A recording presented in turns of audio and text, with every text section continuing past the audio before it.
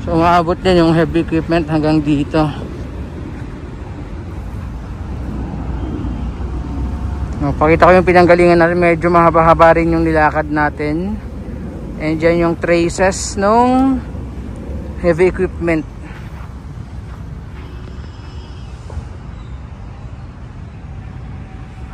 Nakakamiss yung mga halaan, mga isda, tahong. Kasi wala na masyado, no?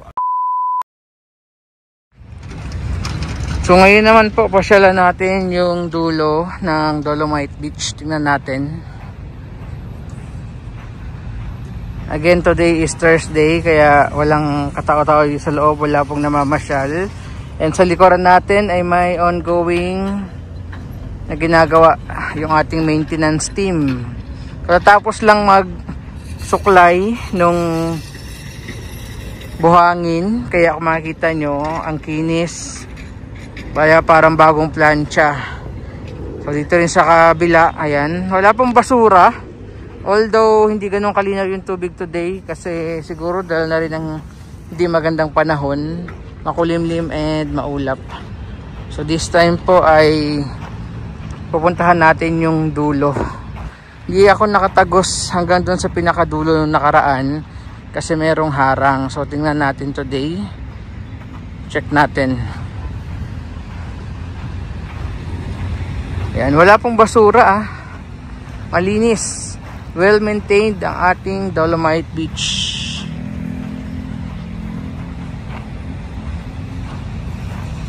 Ayan. Makulimlim lang yung panahon natin this afternoon. Tapos yung dagat,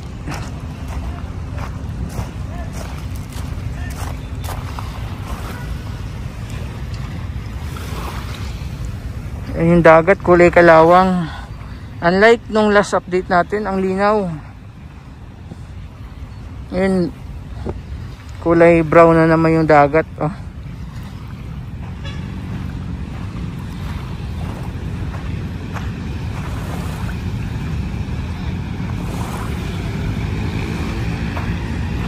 Okay, lakad muna tayo.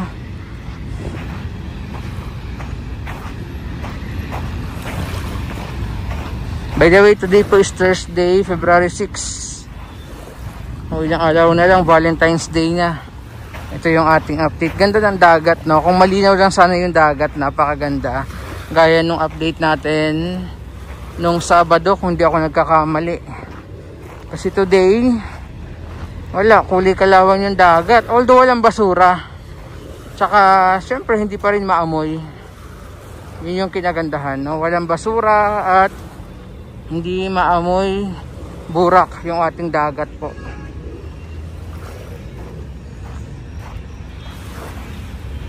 So papunta tayo dun sa pinakadulo ng Dolomite Beach ngayon.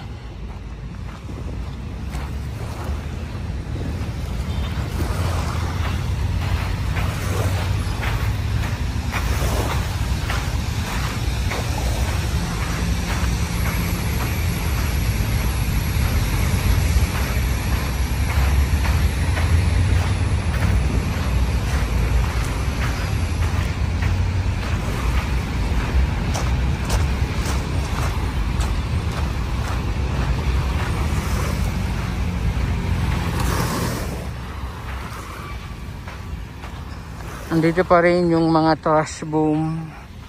Hindi pa rin naaalis.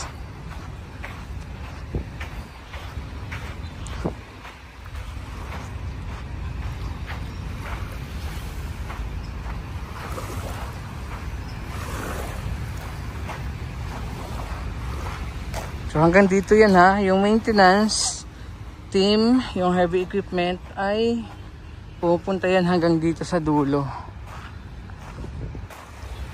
Hindi lang doon sa pinanggalingan natin.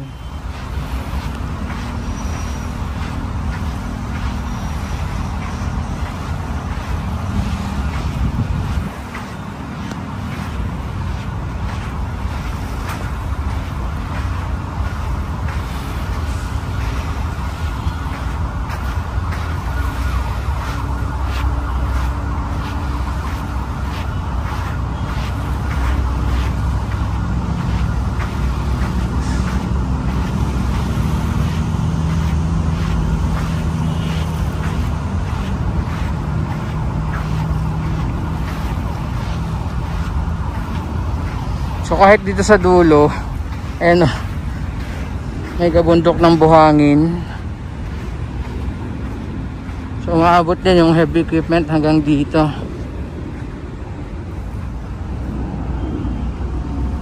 Pakita ko yung pinanggalingan natin. Medyo mahaba-haba rin yung nilakad natin.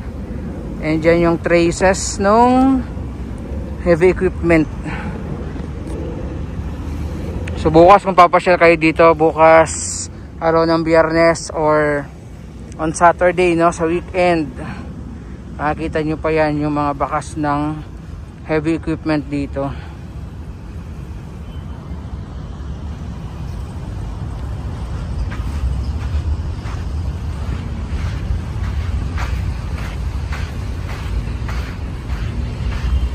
So halos andito na tayo sa may dulo.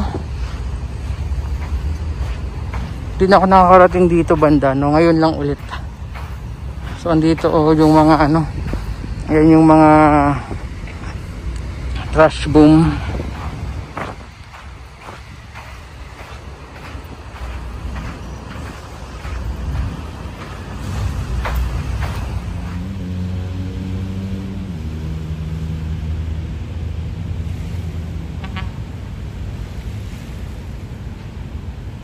Dito sa may dulo, medyo okay yung dagat. Ayan, mas malinaw dito, unlike dun sa ano, dinaanan natin kanina. Oh, mas malinaw dito. Lumot yan.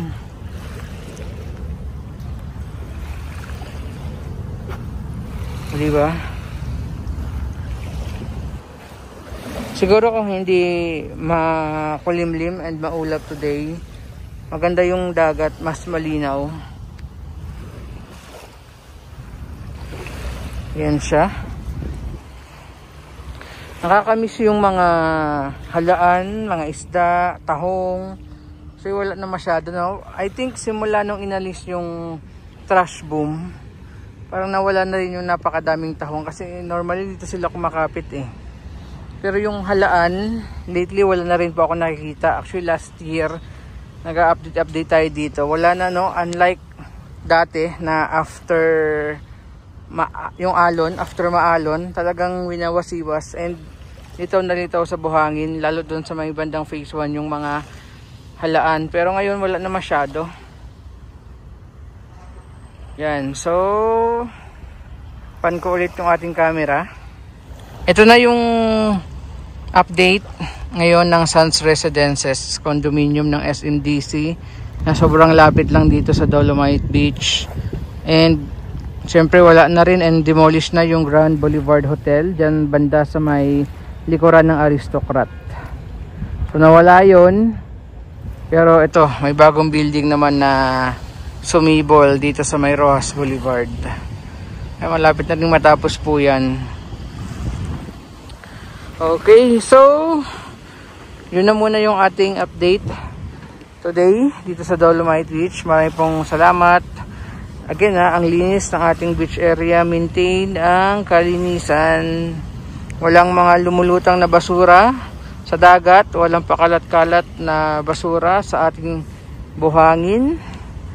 So yan na muna, maraming pong salamat. God bless and ingat po tayong lahat. Salamat po.